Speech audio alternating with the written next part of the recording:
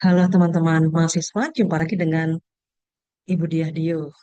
Pada sesi kelima, kita akan belajar tentang salah satu pendekatan penelitian kuantitatif, yaitu metode analisis isi.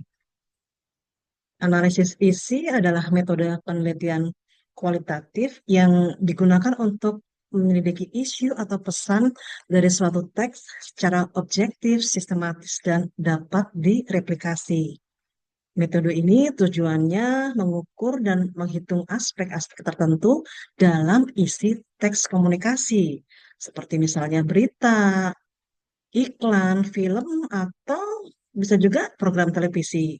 Nah, dengan pendekatan ini, peneliti bisa nih memperoleh data kuantitatif yang menggambarkan karakteristik pesan secara terukur dan terstruktur.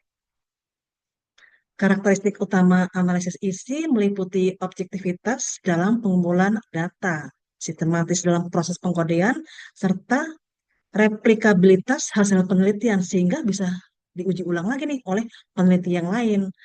Analisis ini beda dengan analisis kualitatif seperti semiotik atau naratif. Mengapa? Karena fokusnya pada pengukuran aspek-aspek tertentu dari konten secara numerik menggunakan instrumen khusus berupa lembar coding. Nah, dalam pelaksanaannya, analisis isi ini menggunakan sampel teks yang diambilnya itu berdasarkan keragaman populasi serta punya tingkat kesalahan dan kepercayaan yang masih bisa ditoleransi. Penentuan sampel ditentukan atau dilakukan supaya apa? Supaya hasil penelitian representatif terhadap seluruh populasi media atau teks yang diteliti. Nah, sampel tersebut kemudian dianalisis melalui proses pengisian lembar coding sesuai kategori yang telah disusun sebelumnya. Lembar coding ini merupakan alat ukur utama dalam metode ini. Dan tentunya dia harus memenuhi prinsip-prinsip penting seperti kategori yang saling eksklusif atau mutually eksklusif, dia harus lengkap atau exhaustive, serta yang penting nih, reliable. Pengisian lembar coding bisa dilakukan dengan dua cara, yaitu manifest coding, mengamati elemen-elemen nyata, dan juga latent coding, menginterpretasi makna yang tersembunyi dari teks tersebut.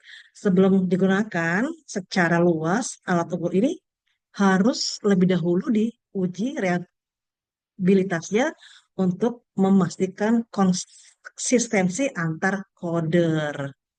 Nah, secara keseluruhan, pendekatan kuantitatif analisis isi ini memberikan kerangka kerja ilmiah bagi peneliti komunikasi untuk mengkaji konten media secara terukur dan sistematis, hingga pastinya menghasilkan data yang valid.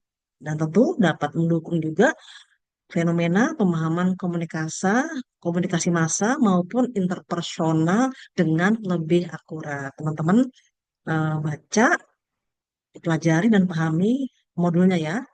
Sampai jumpa.